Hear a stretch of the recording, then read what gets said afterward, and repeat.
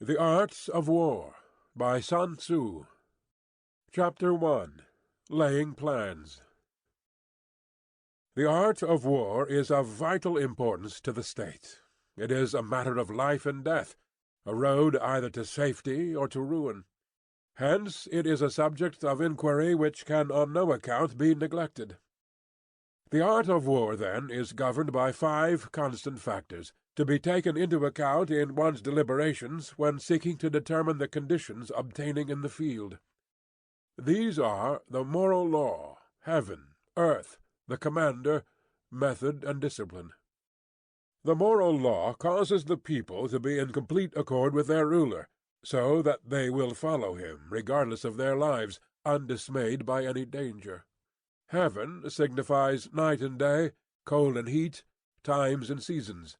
Earth comprises distances, great and small, danger and security, open ground and narrow passes, the chances of life and death. The commander stands for the virtues of wisdom, sincerity, benevolence, courage, and strictness. Method and discipline are to be understood the marshalling of the army in its proper subdivisions, the graduations of rank among the officers, the maintenance of roads by which supplies may reach the army, and the control of military expenditure. These 5 heads should be familiar to every general. He who knows them will be victorious. He who knows them not will fail. Therefore, in your deliberations, when seeking to determine the military conditions, let them be made the basis of a comparison, in this wise. Which of the 2 sovereigns is imbued with the moral law? Which of the 2 generals has most ability? With whom lie the advantages derived from heaven and earth? On which side is discipline most rigorously enforced? Which army is stronger? On which side are officers and men more highly trained? In which army is there the greater constancy, both in reward and punishment? By means of these 7 considerations I can forecast victory or defeat. The general that hearkens to my counsel and acts upon it will conquer. Let such a one be retained in command. The general that hearkens not to my counsel, nor acts upon it, will suffer defeat. Let such a one be dismissed. While heeding the profit of my counsel, avail yourself also of any helpful circumstances over and beyond the ordinary rules. According as circumstances are favorable, one should modify one's plans. All warfare is based on deception. Hence, when able to attack, we must seem unable. When using our forces, we must seem inactive. When we are near, we must make the enemy believe we are far away. When far away, we must make him believe we are near. Hold out baits to entice the enemy, feign disorder, and crush him. If he is secure at all points, be prepared for him. If he is in superior strength, evade him. If your opponent is of choleric temper, seek to irritate him. Pretend to be weak, that he may grow arrogant. If he is taking his ease, give him no rest. If his forces are united, separate them. Attack him where he is unprepared. Appear where you are not expected. These military devices leading to victory must not be divulged beforehand. Now the general who wins a battle makes many calculations in his temple ere the battle is fought. The general who loses a battle makes but few calculations beforehand. Thus do many calculations lead to victory, and few calculations to defeat. How much more no calculation at all? It is by attention to this point that I can foresee who is likely to win or lose. Chapter 2. Waging War. In the operations of war, where there are in the field 1,000 swift chariots, as many heavy chariots, and 100,000 mail-clad soldiers, with provisions enough to carry them 1,000 li, the expenditure at home and at the front, including entertainment of guests, small items such as glue and paint, and sums spent on chariots and armor, will reach the total of 1,000 ounces of silver per day. Such is the cost of raising an army of 100,000 men. When you engage in actual fighting, if victory is long in coming, then men's weapons will grow dull, and their ardor will be damped. If you lay siege to a town, you will exhaust your strength. Again, if the campaign is protracted, the resources of the state will not be equal to the strain. Now, when your weapons are dulled, your ardor damped, your strength exhausted, and your treasure spent, other chieftains will spring up to take advantage of your extremity. Then no man, however wise, will be able to avert the consequences that must ensue. Thus, though we have heard of stupid haste in war, cleverness has never been seen associated with long delays. There is no instance of a country having benefited from prolonged warfare. It is only one who is thoroughly acquainted with the evils of war that can thoroughly understand the profitable way of carrying it on. The skilful soldier does not raise a second levy, neither are his supply wagons loaded more than twice. Bring war material with you from home, but forage on the enemy. Thus the army will have food enough for its needs. Poverty of the state exchequer causes an army to be maintained by contributions from a distance. Contributing to maintain an army at a distance causes the people to be impoverished. On the other hand, the proximity of an army causes prices to go up, and high prices cause the people's substance to be drained away. When their substance is drained away, the peasantry will be afflicted by heavy exactions. With this loss of substance and exhaustion of strength, the homes of the people will be stripped bare, and 3/10 of their income will be dissipated, while government expenses for broken chariots, worn-out horses, breastplates and helmets, bows and arrows, spears and shields, protective mantles, draft oxen, and heavy wagons will amount to 4/10 of its total revenue. Hence a wise general makes a point of foraging on the enemy. 1 cartload of the enemy's provisions is equivalent to 20 of one's own, and likewise a single picul of his provender is equivalent to 20 from one's own store. Now, in order to kill the enemy, our men must be roused to anger. That there may be advantage from defeating the enemy, they must have their rewards. Therefore, in chariot fighting, when 10 or more chariots have been taken, those should be rewarded who took the first. Our own flags should be substituted for those of the enemy, and the chariots mingled and used in conjunction with ours. The captured soldiers should be kindly treated and kept. This is called using the conquered foe to augment one's own strength. In war, then, let your great object be victory, not lengthy campaigns. Thus it may be known that the leader of armies is the arbiter of the people's fate, the man on whom it depends whether the nation shall be in peace or in peril. Chapter 3. Attack by Stratagem. In the practical art of war, the best thing of all is to take the enemy's country whole and intact. To shatter and destroy it is not so good. So, too, it is better to recapture an army entire than to destroy it, to capture a regiment, a detachment, or a company entire than to destroy them. Hence, to fight and conquer in all your battles is not supreme excellence. Supreme excellence consists in breaking the army's resistance without fighting. Thus the highest form of generalship is to balk the enemy's plans. The next best is to prevent the junction of the enemy's forces.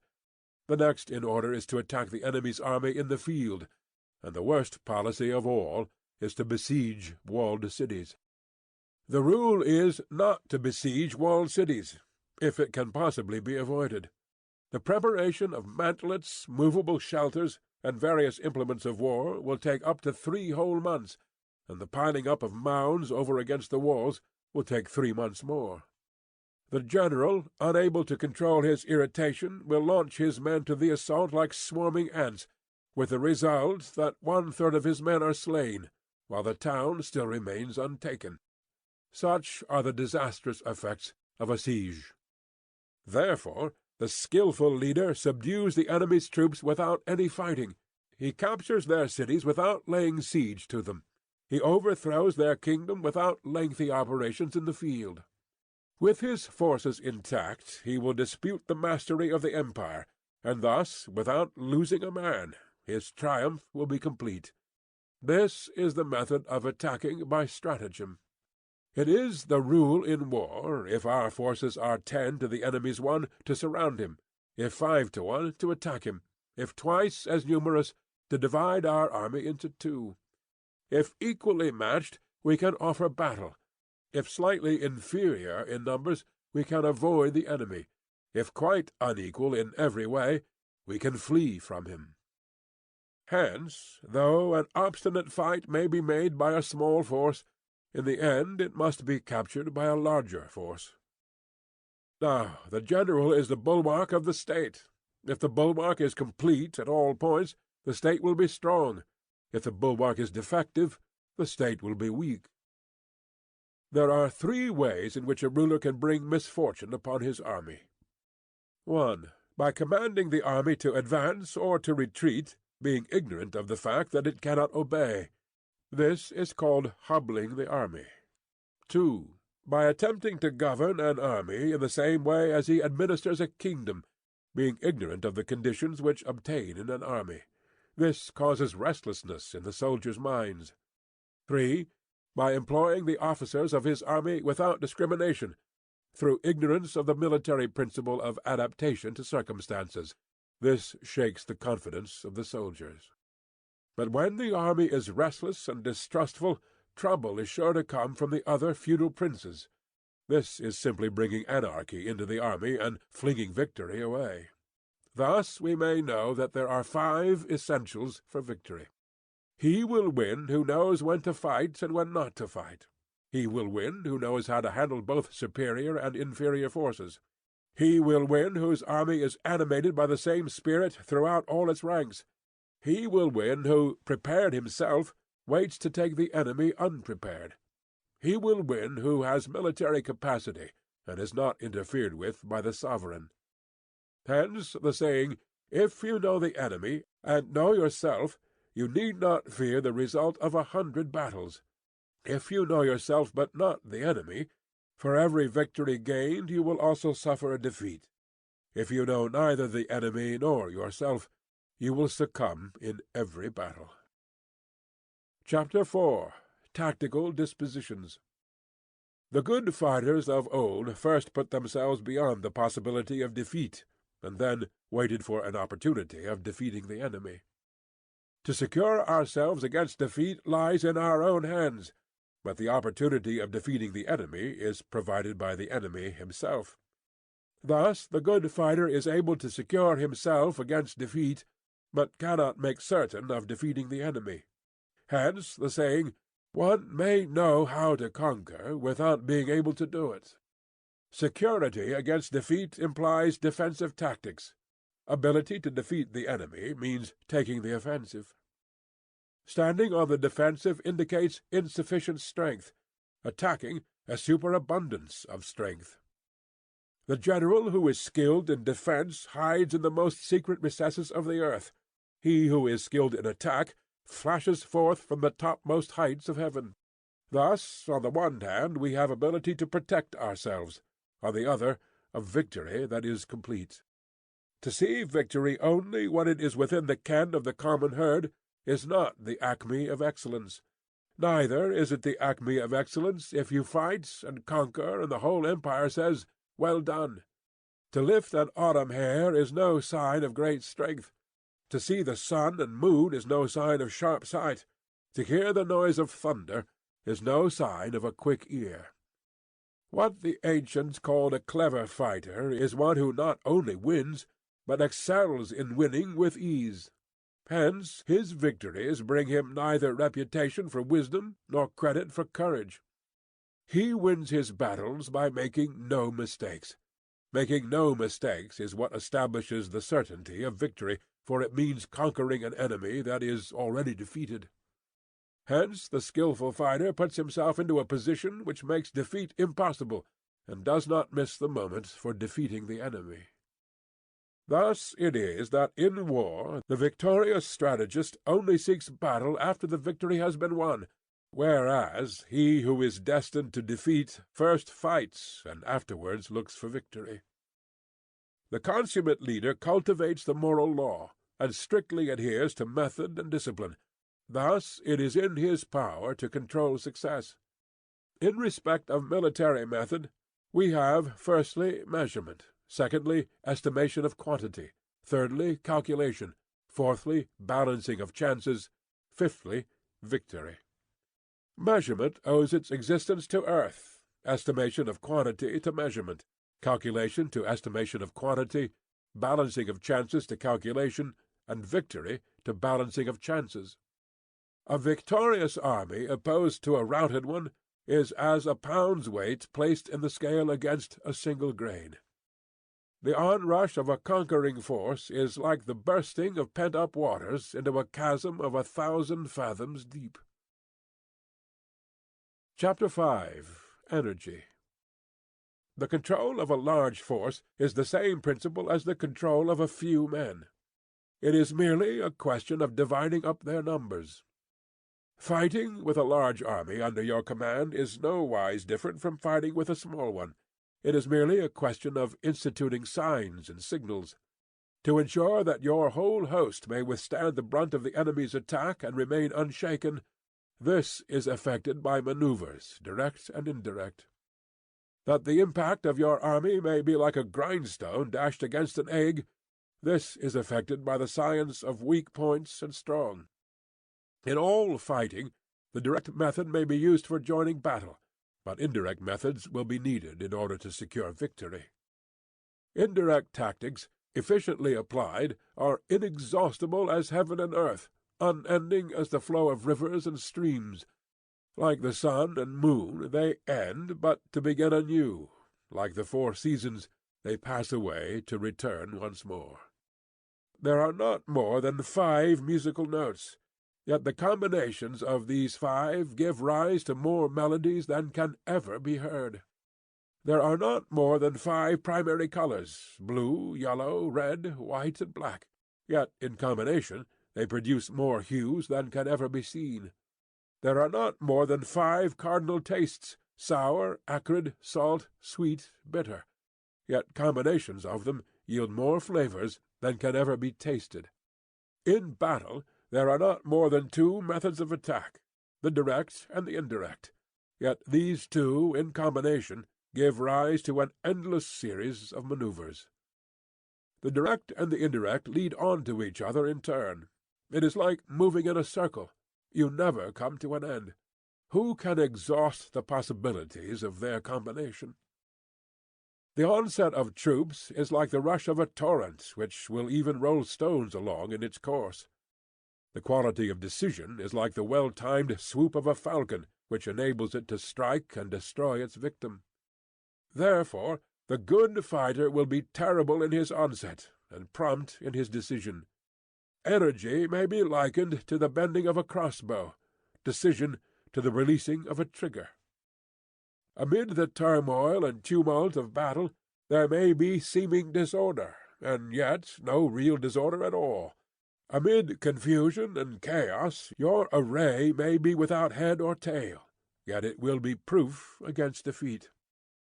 Simulated disorder postulates perfect discipline, simulated fear postulates courage, simulated weakness postulates strength. Hiding order beneath the cloak of disorder is simply a question of subdivision. Concealing courage under a show of timidity presupposes a fund of latent energy. Masking strength with weakness is to be effected by tactical dispositions.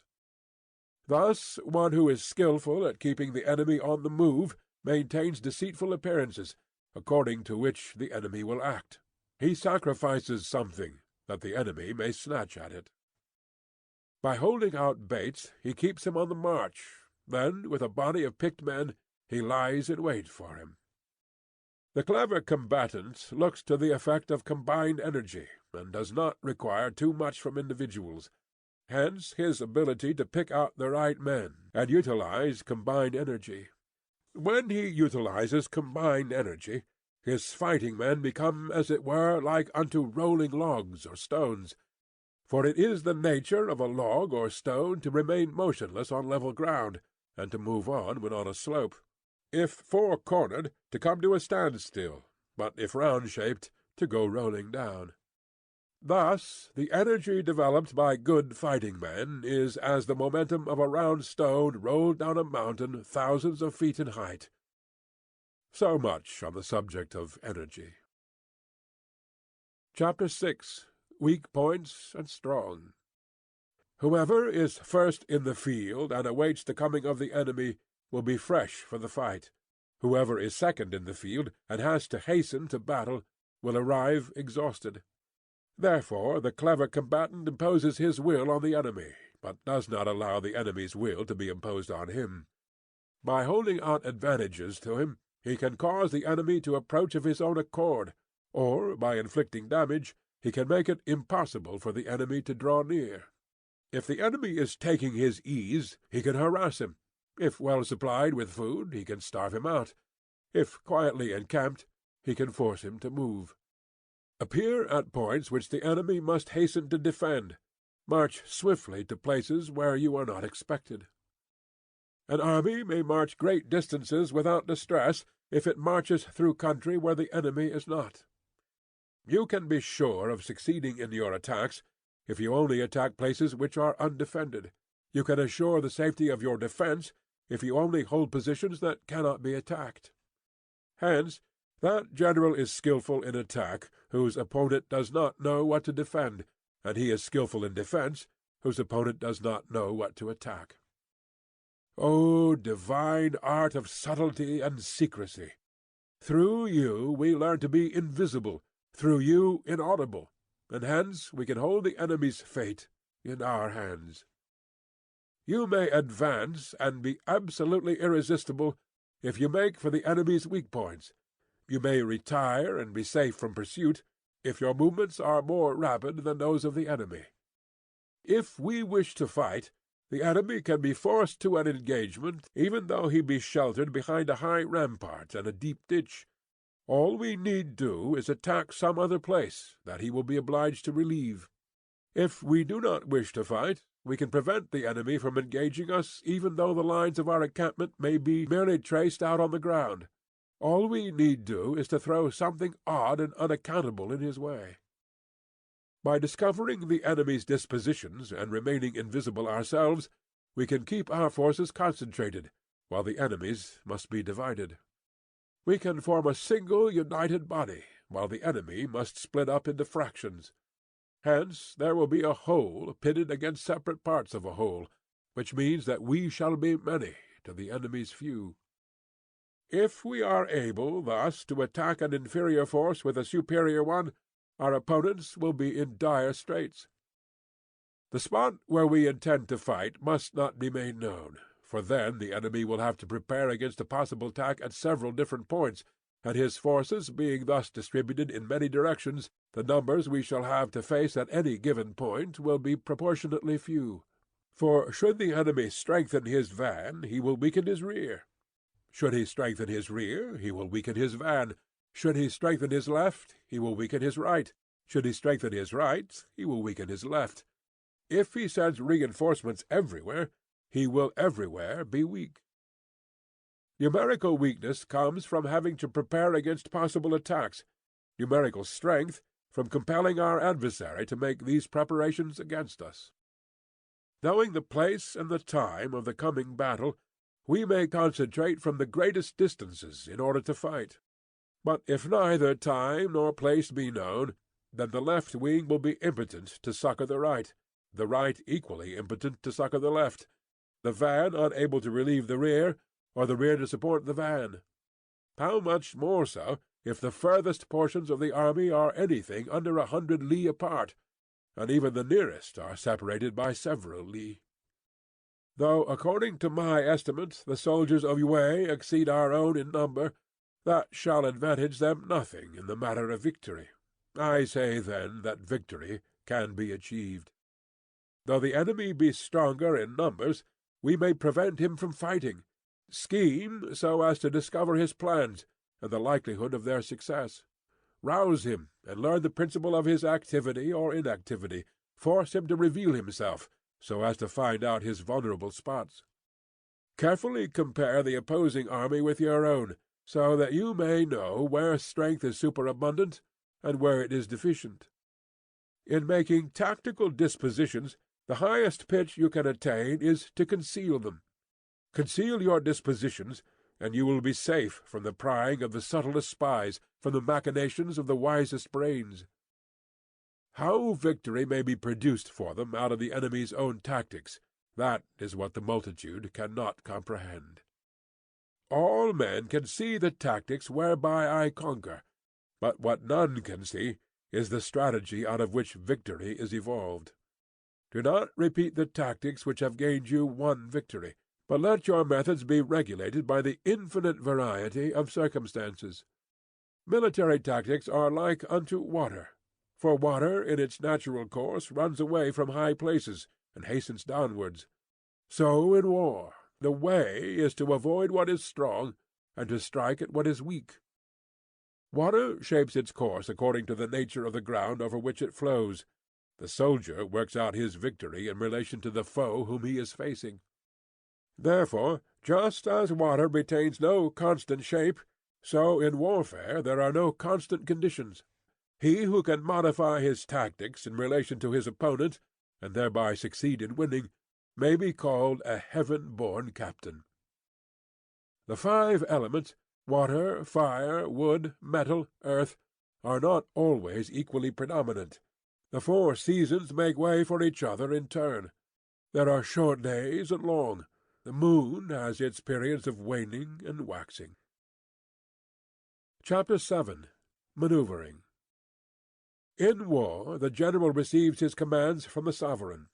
Having collected an army and concentrated his forces, he must blend and harmonize the different elements thereof before pitching his camp.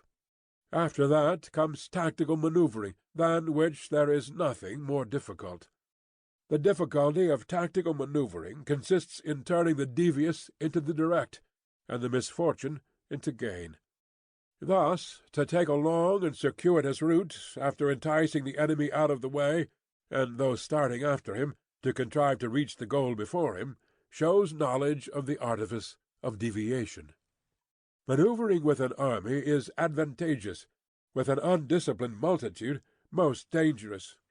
If you set a fully equipped army in march in order to snatch an advantage, the chances are that you will be too late. On the other hand, to detach a flying column for the purpose involves the sacrifice of its baggage and stores.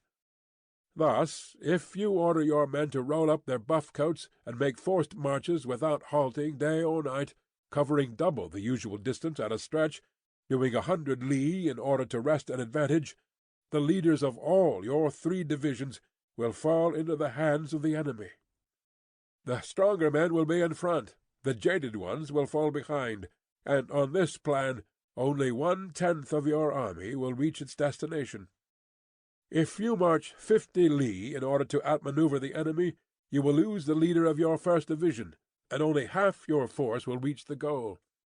If you march 30 li with the same object, 2/3 of your army will arrive. We may take it, then, that an army without its baggage train is lost. Without provisions it is lost. Without basis of supply it is lost. We cannot enter into alliances until we are acquainted with the designs of our neighbors. We are not fit to lead an army on the march unless we are familiar with the face of the country, its mountains and forests, its pitfalls and precipices, its marshes and swamps. We shall be unable to turn natural advantage to account unless we make use of local guides. In war, practice dissimulation, and you will succeed. Whether to concentrate or to divide your troops must be decided by circumstances. Let your rapidity be that of the wind, your compactness that of the forest. In raiding and plundering be like fire, in immovability like a mountain. Let your plans be dark and impenetrable as night, and when you move, fall like a thunderbolt. When you plunder a countryside, let the spoil be divided amongst your men. When you capture new territory, cut it up into allotments for the benefit of the soldiery. Ponder and deliberate before you make a move. He will conquer who has learnt the artifice of deviation. Such is the art of manoeuvring. The Book of Army Management says, "On the field of battle the spoken word does not carry far enough. Hence the institution of gongs and drums. Nor can ordinary objects be seen clearly enough. Hence the institution of banners and flags. Gongs and drums, banners and flags, are means whereby the ears and eyes of the host may be focused on one particular point. The host thus forming a single united body, it is impossible either for the brave to advance alone, or for the cowardly to retreat alone.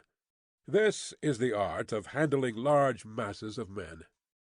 In night fighting, then, make much use of signal fires and drums, and in fighting by day of flags and banners, as a means of influencing the ears and eyes of your army.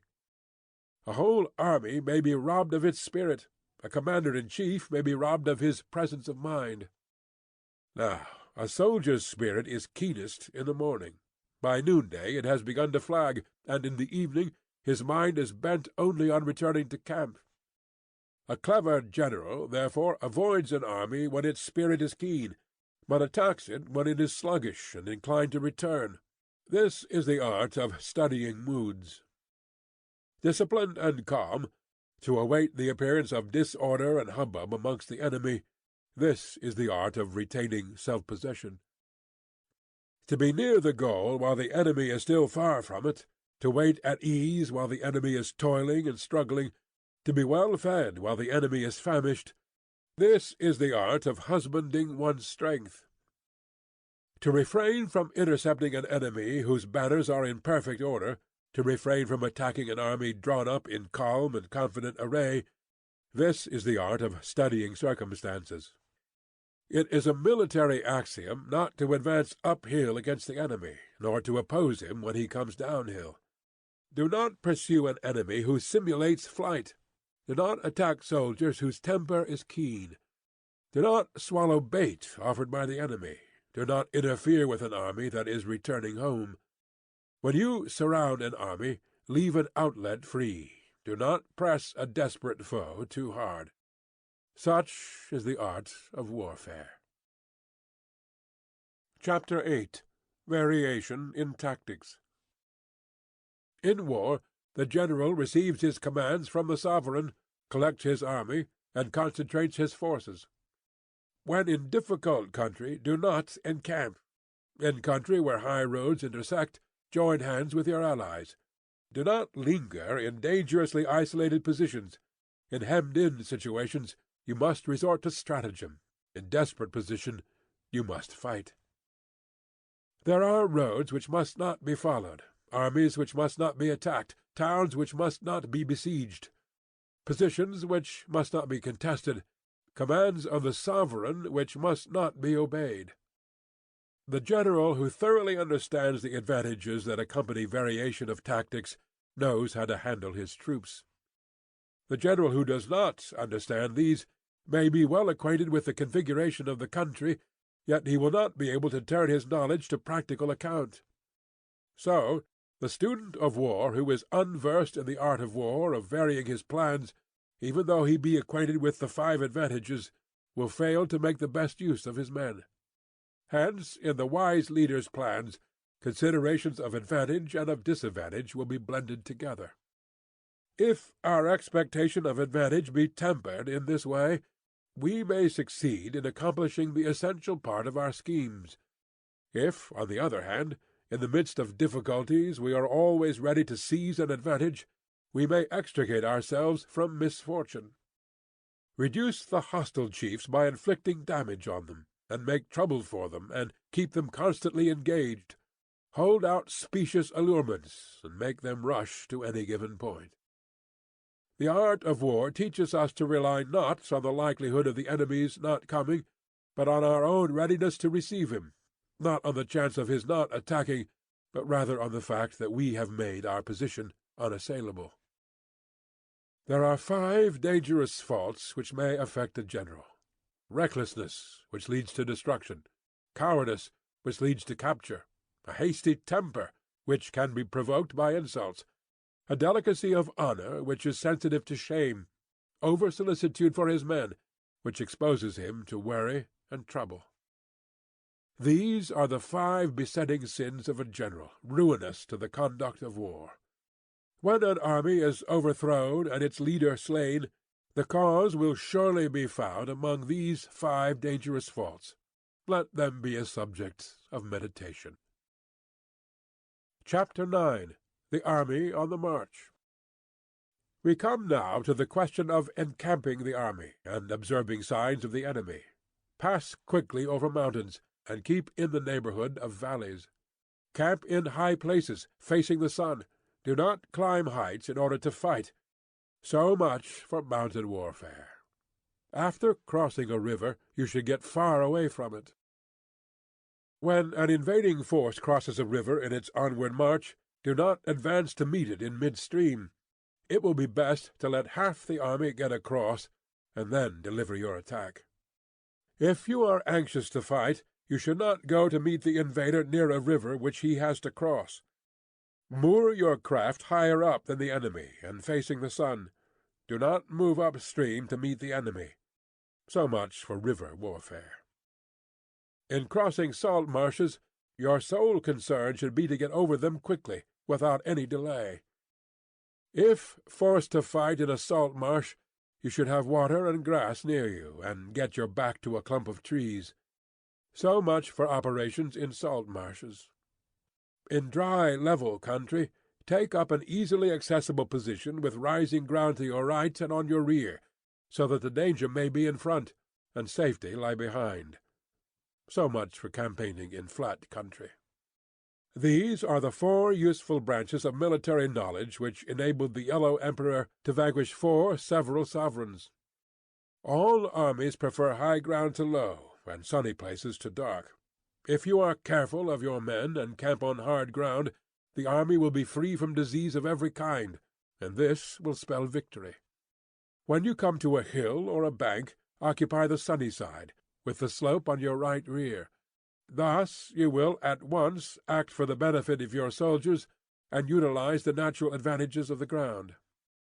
When, in consequence of heavy rains up country, a river which you wish to ford is swollen and flecked with foam, you must wait until it subsides.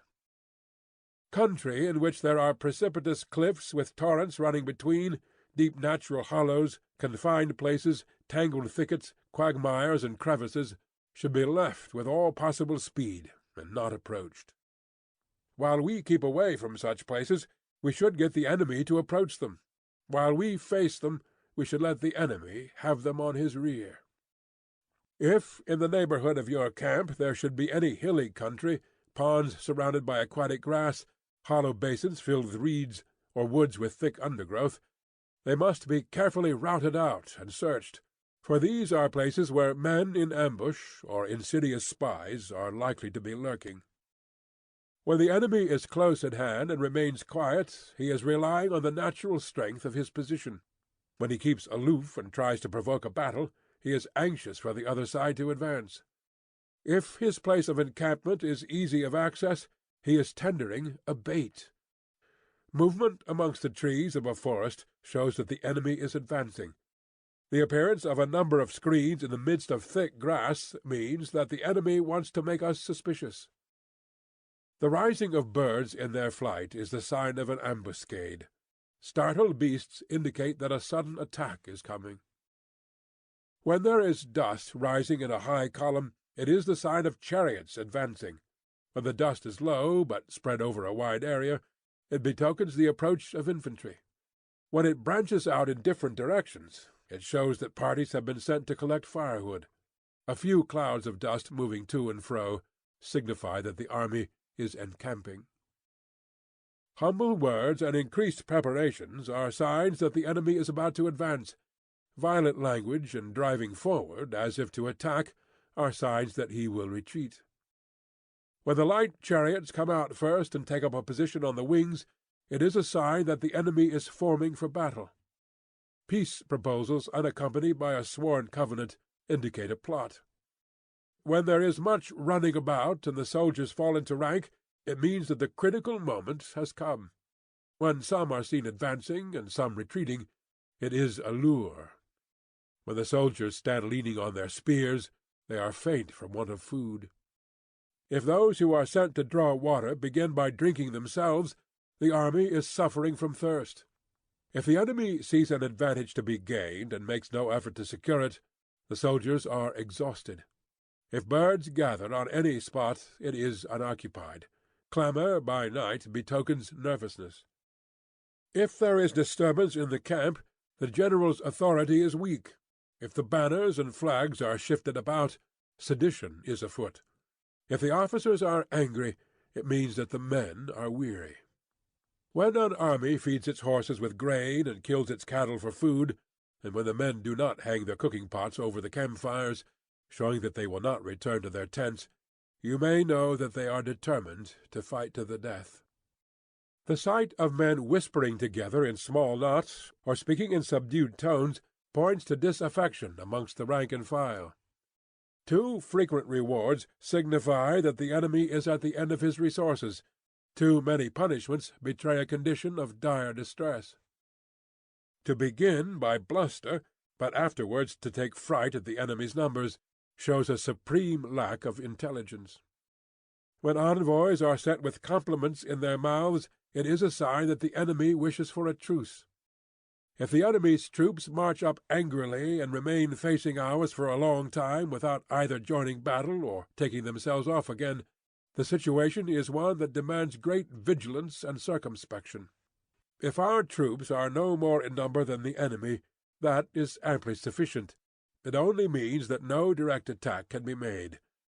What we can do is simply to concentrate all our available strength, keep a close watch on the enemy, and obtain reinforcements.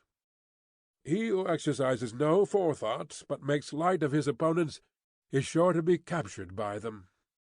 If soldiers are punished before they have grown attached to you, they will not prove submissive, and unless submissive, they will be practically useless. If, when the soldiers have become attached to you, punishments are not enforced, they will still be useless. Therefore, soldiers must be treated in the first instance with humanity, but kept under control by means of iron discipline. This is a certain road to victory. If, in training soldiers, commands are habitually enforced, the army will be well disciplined. If not, its discipline will be bad. If a general shows confidence in his men, but always insists on his orders being obeyed, the gain will be mutual. Chapter 10. Terrain. We may distinguish 6 kinds of terrain, to wit, accessible ground, entangling ground, temporizing ground, narrow passes, precipitous heights, positions at a great distance from the enemy. Ground which can be freely traversed by both sides is called accessible. With regard to ground of this nature, be before the enemy in occupying the raised and sunny spots, and carefully guard your line of supplies. Then you will be able to fight with advantage. Ground which can be abandoned but is hard to reoccupy is called entangling. From a position of this sort, if the enemy is unprepared, you may sally forth and defeat him. But if the enemy is prepared for your coming, and you fail to defeat him, then, return being impossible, disaster will ensue. When the position is such that neither side will gain by making the first move, it is called temporizing ground. In a position of this sort, even though the enemy should offer us an attractive bait, it will be advisable not to stir forth, but rather to retreat, thus enticing the enemy in his turn. Then, when part of his army has come out, we may deliver our attack with advantage. With regard to narrow passes, if you can occupy them first, let them be strongly garrisoned and await the advent of the enemy. Should the army forestall you in occupying a pass, do not go after him if the pass is fully garrisoned, but only if it is weakly garrisoned. With regard to precipitous heights, if you are beforehand with your adversary, you should occupy the raised and sunny spots, and there wait for him to come up. If the enemy has occupied them before you, do not follow him, but retreat and try to entice him away. If you are situated at a great distance from the enemy, and the strength of the two armies is equal, it is not easy to provoke a battle, and fighting will be to your disadvantage. These 6 are the principles connected with earth. The general who has attained a responsible post must be careful to study them. Now the army is exposed to 6 several calamities, not arising from natural causes, but from faults for which the general is responsible. These are flight, insubordination, collapse, ruin, disorganization, rout. Other conditions being equal, if one force is hurled against another 10 times its size, the result will be the flight of the former. When the common soldiers are too strong and their officers too weak, the result is insubordination. When the officers are too strong and the common soldiers too weak, the result is collapse. When the higher officers are angry and insubordinate, and on meeting the enemy give battle on their own account from a feeling of resentment, before the commander-in-chief can tell whether or not he is in a position to fight, the result is ruin. When the general is weak and without authority, when his orders are not clear and distinct, when there are no fixed duties assigned to officers and men, and the ranks are formed in a slovenly, haphazard manner, the result is utter disorganization. When a general, unable to estimate the enemy's strength, allows an inferior force to engage a larger one, or hurls a weak detachment against a powerful one, and neglects to place picked soldiers in the front rank, the result must be rout. These are 6 ways of courting defeat, which must be carefully noted by the general who has attained a responsible post. The natural formation of the country is the soldier's best ally, but a power of estimating the adversary, of controlling the forces of victory, and of shrewdly calculating difficulties, dangers, and distances, constitutes the test of a great general. He who knows these things, and in fighting puts his knowledge into practice, will win his battles. He who knows them not, nor practices them, will surely be defeated. If fighting is sure to result in victory, then you must fight, even though the ruler forbid it. If fighting will not result in victory, then you must not fight, even at the ruler's bidding. The general who advances without coveting fame, and retreats without fearing disgrace, whose only thought is to protect his country and do good service for his sovereign, is the jewel of the kingdom. Regard your soldiers as your children, and they will follow you into the deepest valleys. Look upon them as your own beloved sons, and they will stand by you, even unto death. If, however, you are indulgent, but unable to make your authority felt, kind-hearted, but unable to enforce your commands, and incapable, moreover, of quelling disorder, then your soldiers must be likened to spoilt children. They are useless for any practical purpose. If we know that our own men are in a condition to attack, but are unaware that the enemy is not open to attack, we have gone only half-way towards victory. If we know that the enemy is open to attack, but are unaware that our own men are not in a condition to attack, we have gone only half-way towards victory. If we know that the enemy is open to attack, and also know that our men are in a condition to attack, but are unaware that the nature of the ground makes fighting impracticable, we have still gone only half-way towards victory. Hence the experienced soldier, once in motion, is never bewildered. Once he has broken camp, he is never at a loss. Hence the saying, "If you know the enemy and know yourself, the victory will not stand in doubt. If you know heaven and know earth, you may make your victory complete." Chapter 9. The 9 Situations.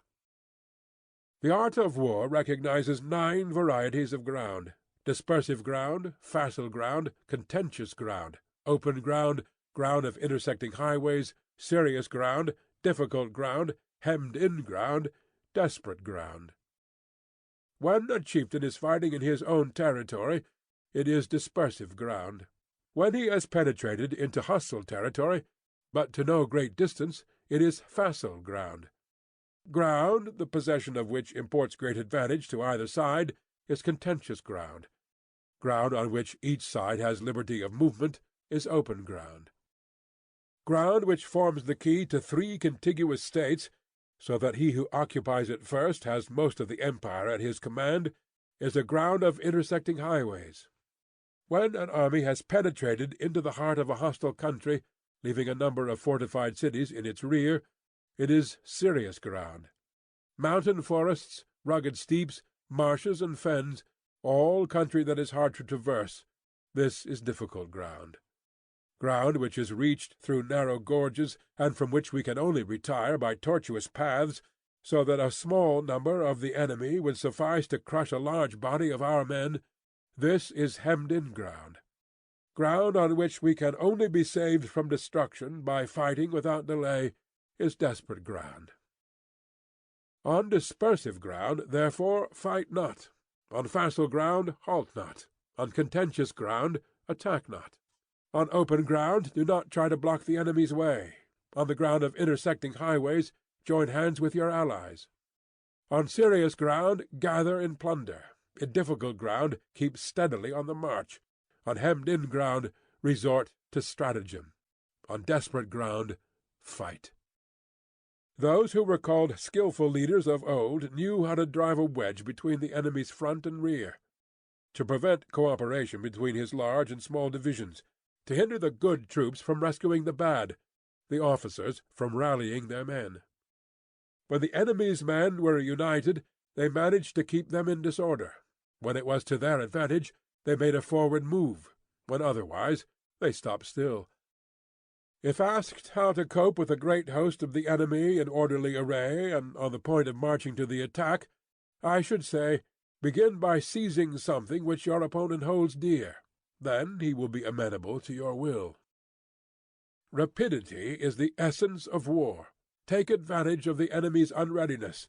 Make your way by unexpected routes, and attack unguarded spots.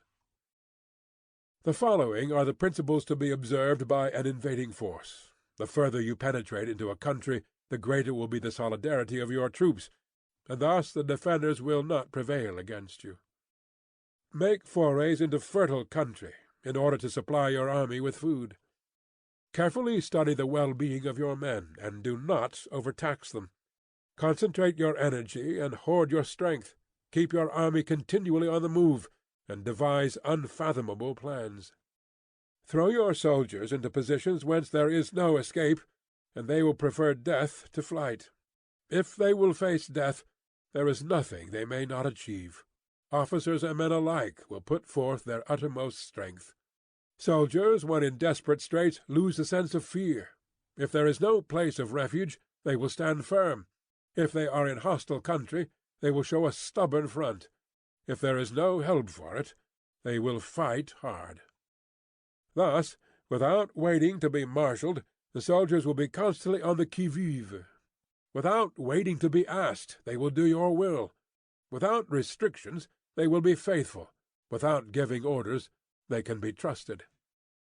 Prohibit the taking of omens, and do away with superstitious doubts. Then, until death itself comes, no calamity need be feared. If our soldiers are not overburdened with money, it is not because they have a distaste for riches. If their lives are not unduly long, it is not because they are disinclined to longevity. On the day they are ordered out to battle, your soldiers may weep, those sitting up bedewing their garments, and those lying down letting the tears run down their cheeks. But let them once be brought to bay, and they will display the courage of a Chu or a Kuei. The skilful technician may be likened to the Shui-jan. Now the Shui-jan is a snake that is found in the Chung mountains. Strike at its head, and you will be attacked by its tail. Strike at its tail, and you will be attacked by its head. Strike at its middle, and you will be attacked by head and tail both. Asked if an army can be made to imitate the Shui-jan, I should answer yes. For the men of Wu and the men of Yue are enemies. Yet if they are crossing a river in the same boat and are caught by a storm, they will come to each other's assistance, just as the left hand helps the right. Hence it is not enough to put one's trust in the tethering of horses and the burying of chariot wheels in the ground. The principle on which to manage an army is to set up one standard of courage which all must reach. How to make the best of both strong and weak, that is a question involving the proper use of ground. Thus the skilful general conducts his army just as though he were leading a single man willy-nilly by the hand. It is the business of a general to be quiet and thus ensure secrecy, upright and just, and thus maintain order. He must be able to mystify his officers and men by false reports and appearances, and thus keep them in total ignorance. By altering his arrangements and changing his plans, he keeps the enemy without definite knowledge. By shifting his camp and taking circuitous routes, he prevents the enemy from anticipating his purpose. At the critical moment, the leader of an army acts like one who has climbed up a height and then kicks away the ladder behind him. He carries his men deep into hostile territory before he shows his hand. He burns his boats and breaks his cooking pots. Like a shepherd driving a flock of sheep, he drives his men this way and that, and nothing knows whither he is going. To muster his host and bring it into danger, this may be termed the business of the general. The different measures suited to the 9 varieties of ground, the expediency of aggressive or defensive tactics, and the fundamental laws of human nature, these are things that must most certainly be studied. When invading hostile territory, the general principle is that penetrating deeply brings cohesion. Penetrating but a short way means dispersion. When you leave your own country behind and take your army across the neighborhood territory, you find yourself on critical ground. When there are means of communication on all 4 sides, the ground is one of interesting highways. When you penetrate deeply into a country, it is serious ground. When you penetrate but a little way, it is facile ground. When you have the enemy's strongholds on your rear and narrow passes in front, it is hemmed-in ground. When there is no place of refuge at all, it is desperate ground. Therefore, on dispersive ground I would inspire my men with unity of purpose. On facile ground I would see that there is close connection between all parts of my army. On contentious ground I would hurry up my rear. On open ground I would keep a vigilant eye on my defences. On ground of interesting highways I would consolidate my alliances. On serious ground I would try to ensure a continuous stream of supplies. On difficult ground I would keep pushing on along the road. On hemmed-in ground I would block any way of retreat. On desperate ground I would proclaim to my soldiers the hopelessness of saving their lives, for it is the soldier's disposition to offer an obstinate resistance when surrounded, to fight hard when he cannot help himself, and to obey promptly when he has fallen into danger. We cannot enter into alliance with neighboring princes until we are acquainted with their designs. We are not fit to lead an army on the march unless we are familiar with the face of the country, its mountains and forests, its pitfalls and precipices, its marshes and swamps. We shall be unable to turn natural advantages to account unless we make use of local guides. To be ignored of any one of the following 4 or 5 principles does not befit a warlike prince. When a warlike prince attacks a powerful state, his generalship shows itself in preventing the concentration of the enemy's forces. He overawes his opponents, and their allies are prevented from joining against him. Hence he does not strive to ally himself with all and sundry, nor does he foster the power of other states. He carries out his own secret designs, keeping his antagonists in awe. Thus he is able to capture their cities and overthrow their kingdoms. Bestow rewards without regard to rule, issue orders without regard to previous arrangements, and you will be able to handle a whole army as though you had to do with but a single man. Confront your soldiers with the deed itself. Never let them know your design. When the outlook is bright, bring it before their eyes, but tell them nothing when the situation is gloomy. Place your army in deadly peril, and it will survive. Plunge it into desperate straits, and it will come off in safety. For it is precisely when a force has fallen into harm's way that it is capable of striking a blow for victory. Success in warfare is gained by carefully accommodating ourselves to the enemy's purpose. By persistently hanging on the enemy's flank, we shall succeed in the long run in killing the commander-in-chief. This is called ability to accomplish a thing by sheer cunning. On the day that you take up your command, block the frontier passes, destroy the official tallies, and stop the passage of all emissaries. Be stern in the council-chamber, so that you may control the situation. If the enemy leaves a door open, you must rush in. Forestall your opponent by seizing what he holds dear, and subtly contrive to time his arrival on the ground. Walk in the path defined by rule, and accommodate yourself to the enemy until you can fight a decisive battle. At first, then, exhibit the coyness of a maiden, until the enemy gives you an opening. Afterwards, emulate the rapidity of a running hare, and it will be too late for the enemy to oppose you. Chapter 12. The Attack by Fire.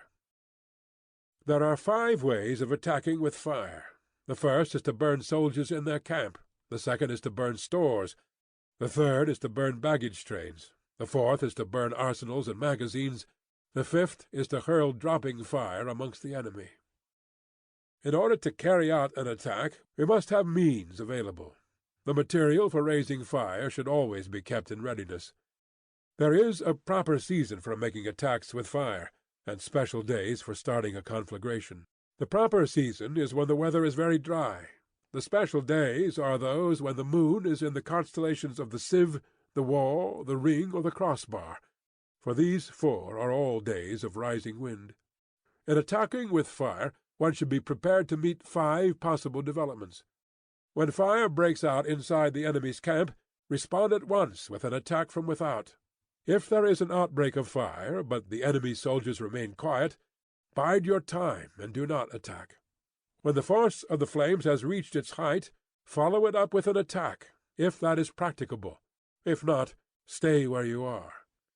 If it is possible to make an assault with fire from without, do not wait for it to break out within, but deliver your attack at a favorable moment.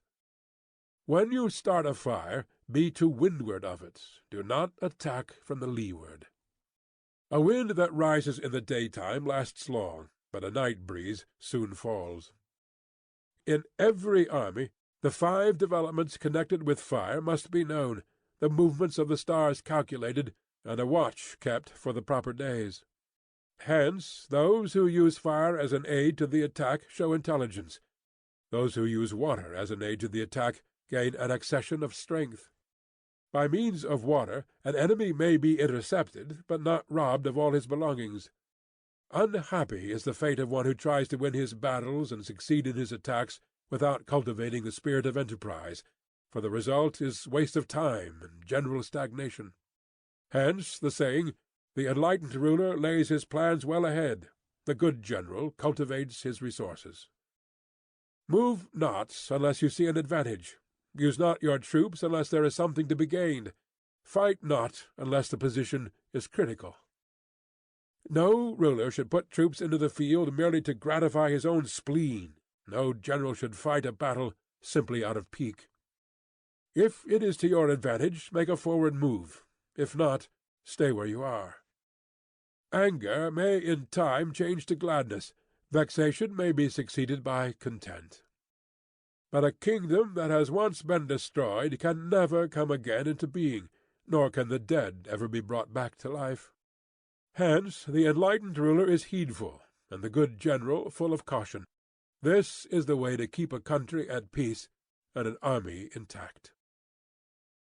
Chapter 13. The Use of Spies. Raising a host of 100,000 men and marching them great distances entails heavy loss on the people and a drain on the resources of the state. The daily expenditure will amount to 1,000 ounces of silver. There will be commotion at home and abroad, and men will drop down exhausted on the highways. As many as 700,000 families will be impeded in their labor. Hostile armies may face each other for years, striving for the victory which is decided in a single day. This being so, to remain in ignorance of the enemy's condition, simply because one grudges the outlay of 100 ounces of silver in honors and emoluments, is the height of inhumanity.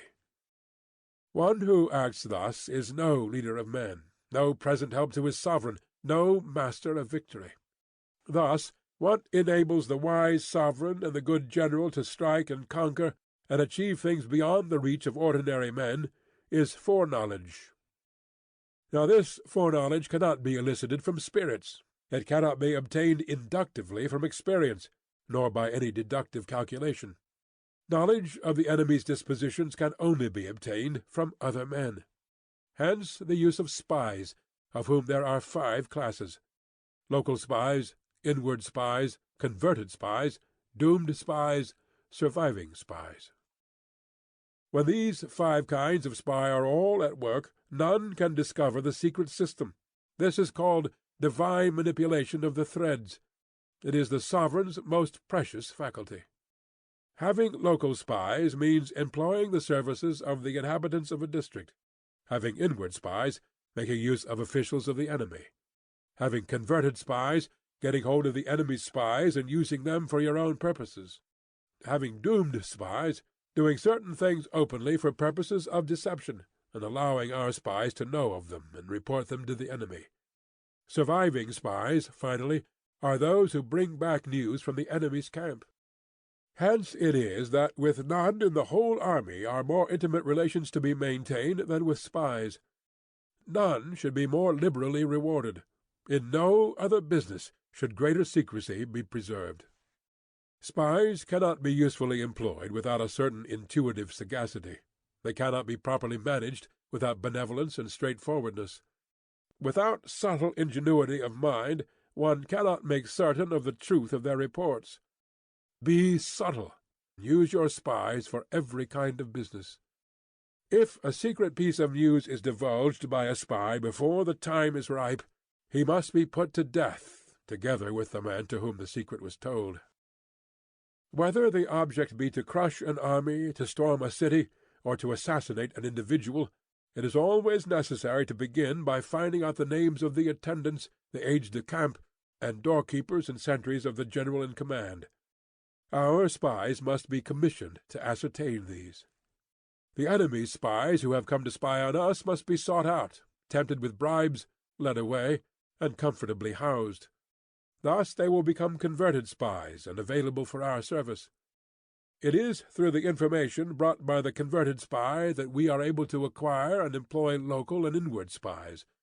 It is owing to his information again that we can cause the doomed spy to carry false tidings to the enemy.